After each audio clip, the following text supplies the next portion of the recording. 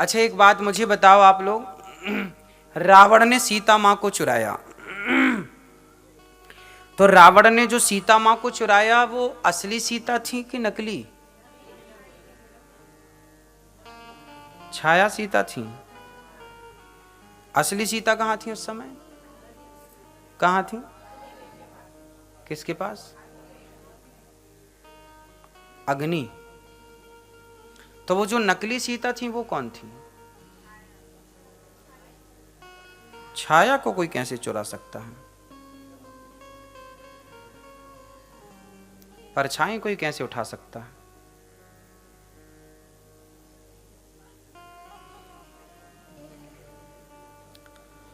वो जो सीता थी वो वेदवती थी। रावण ने जिन सीता को चुराया, असली सीता तो अग्नि में वास कर रही थी, पर असली सीता अग्नि में वास करने लग गई, पर उन सीता जी की जगह छाया के रूप में माता वेदवती आ गई। ये वेदवती कौन है? ये है ब्रह्मा जी की पुत्री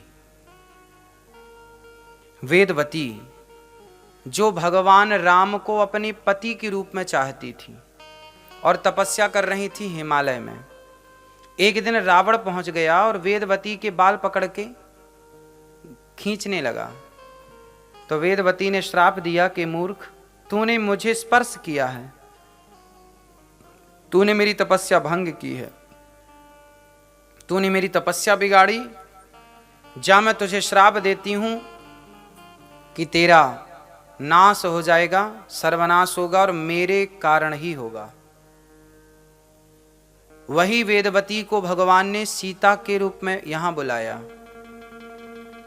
कि वो पति के रूप में राम जी को चाहती भी थी। तो रावण ने जिनको चुराया वो वेदवती थी, रावण को श्राप दे चुकी थी वो कि तेरा नाश मेरे कारण होगा। तो वो वेदवती थी, असली सीता। इसलिए जब रावण को मार करके राम जी, आप लोगों ने सुना होगा कि राम जी ने परीक्षा ली सीता मां की, वो परीक्षा नहीं थी, वो तो सीता मैया की वापसी थी। फिर वो जो नकली सीता है ना, जो वेदवती, उन्होंने कहा कि प्रभु आपने मुझे पत्नी बनाया तो, लेकिन पत्नी का सुख नहीं दिया, तो आप मुझे पत्नी का सुख कब देंगे? राम जी बोले मैं कलयुग में आऊंगा तुम्हारा पति बनकर।